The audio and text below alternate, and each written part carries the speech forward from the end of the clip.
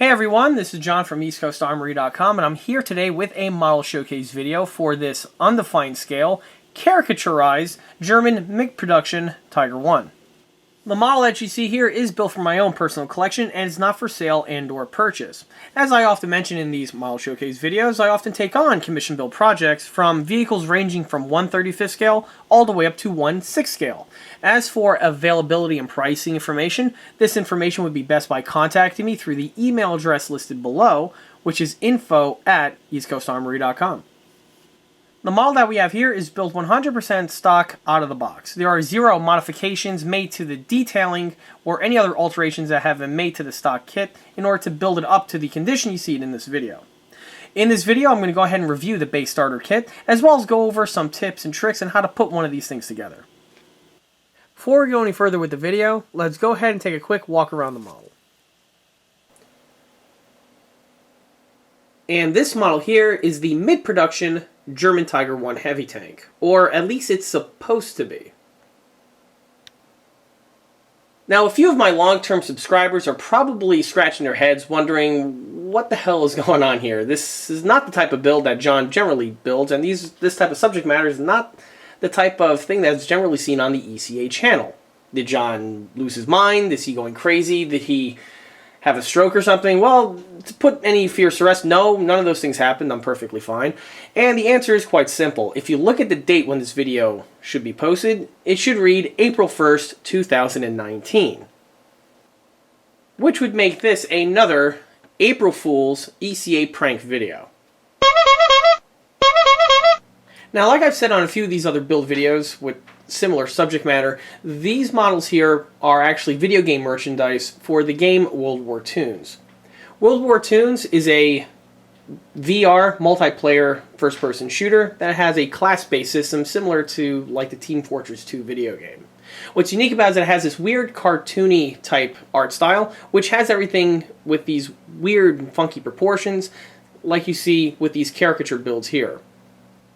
Now, these kits have been on the market for a number of years now, and they are pretty popular because it seems like every year the line keeps on expanding.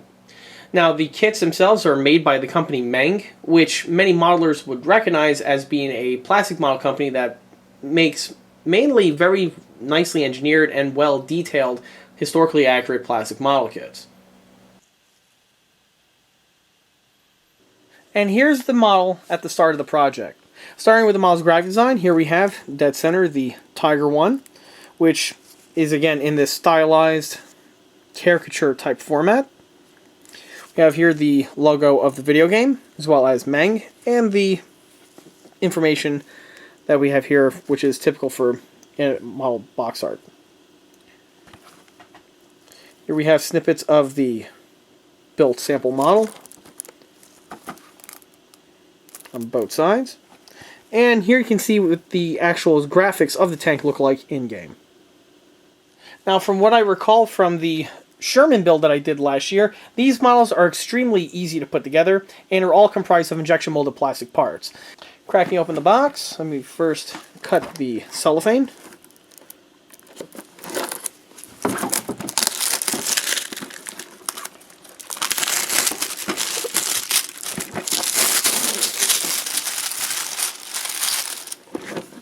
These boxes open up from the side, and then everything is sealed in one plastic bag. Tanks are molded in this beige plastic, which is somewhat common for 1/35 scale and other plastic AFV model kits. Bag is shrink wrapped, and let's rip it open and dig through the contents.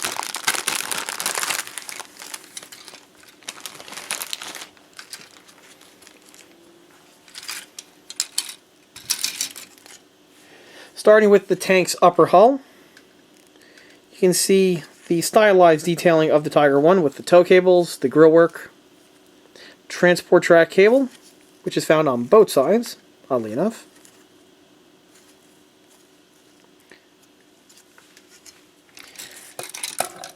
This runner here obviously is that of the lower hull, the gun, as well as some other fittings.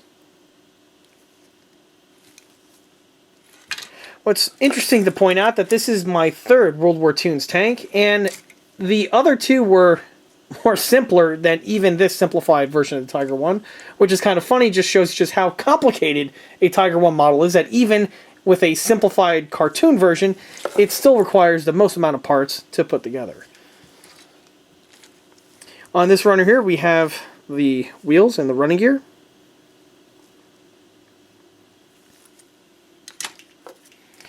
The runner is duplicated for the extra wheels.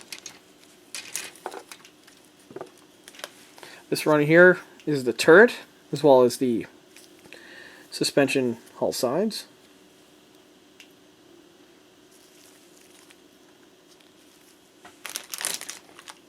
We also have a set of poly caps and the rubber tracks. The rubber tracks were all continuous one-piece molded rubber, and they do have their thread pattern detailing molded in. And of course, we also have a set of decals. Decals look to be very high quality, just like the other decals that are found on the other Meng kits, both caricature as well as the more serious kits that they offer. Here's the instruction booklet, which has the same type of graphic design which is found on the other World War Toons vehicles that are found in the kit lineup.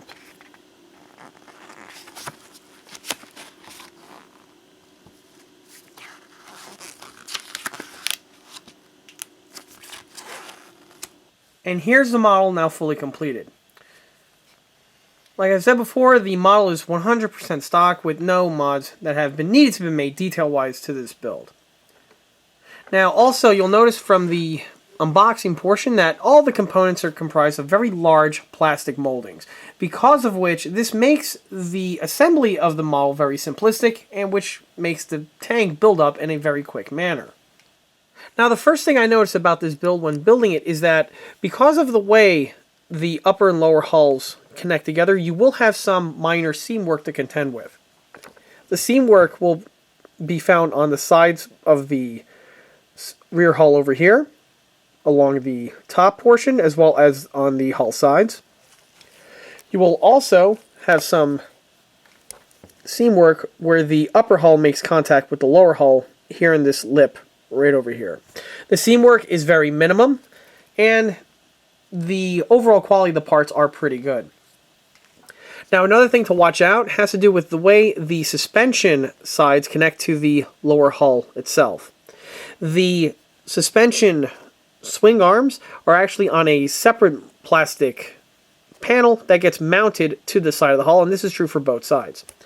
Because of this, you have to be careful when it comes time for assembling everything that you get everything in their appropriate locations. If there's any sort of a gap, or if the pieces are not fully seated properly, this will affect the overall outcome of the build due to the alignment of the row wheels and the suspension. So attention, a little bit of attention is all that's needed to be addressed when installing those two components. The remainder of the suspension went together without any problems. They were all assembled with the use of rubber poly caps and slide onto their swing arm axles in a very similar way to what is seen on the older style Tamiya kits that have been on the market for many years. Another portion to watch out for has to do with the turret itself. The turret on this model is consisting of a few different components that all need to be assembled in order to achieve the shape. Because of this, you will have some more seam work to contend with on the actual turret around the roof section, and also with the turret halves. Furthermore, with the way the gun is on this model, unlike the Panther, in which the barrel molding is one solid piece of plastic, on the Tiger one here, it's two separate pieces that need to be glued together. Because of that, you will have a seam to contend with. Now, all of the seam work on this model is very easily deleted. On this build here, no putty was even needed. I just utilized thick super glue. Once dried, I just polish it away with some fine sandpaper. Where things get a little tricky has to do, of course, with the back plate that I mentioned before. Because of the molding and detailing that we have, getting access to deletion of these seams has to be carefully done, in which you don't remove and accidentally buff away some of the molding and components.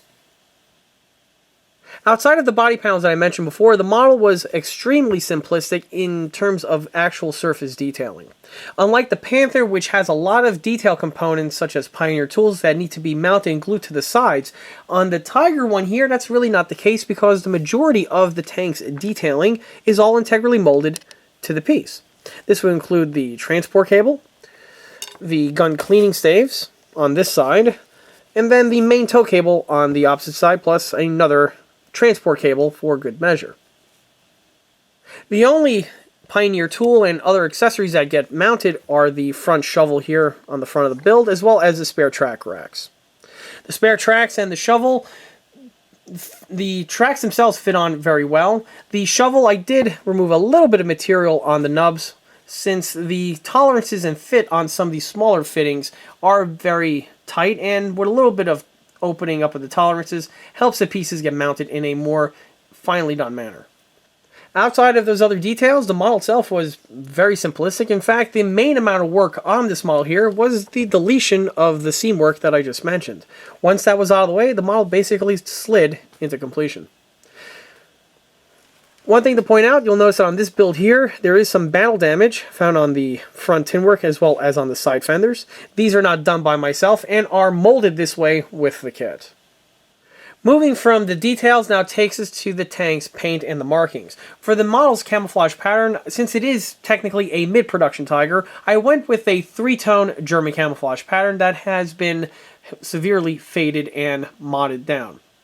For the paints, it's my usual painting techniques with the airbrush, and the paint colors are the same ones that I've used on my other builds in the past, which people tend to ask me, and for my colors, they are actually my own custom mix and are not something that you purchase in a hobby shop or anything. As for the markings, these are again the kit supplied decals that came with the model. The water slide decals are very good quality. They went on without any issues and were able to be lacquered onto the model and didn't create any sort of a ghosting or a silvering, which is generally the issue with more lower end quality of decals. Now, as for their locations, they are basically all over the place, but the way you see on this model here is as per the instructions, and they are definitely less than historically accurate, to put it mildly.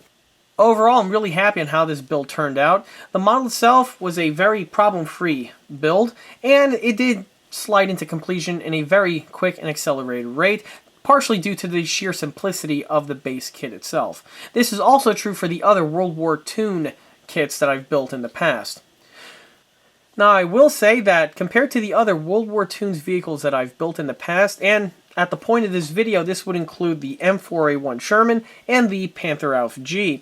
The Tiger here was the more complex of the kits.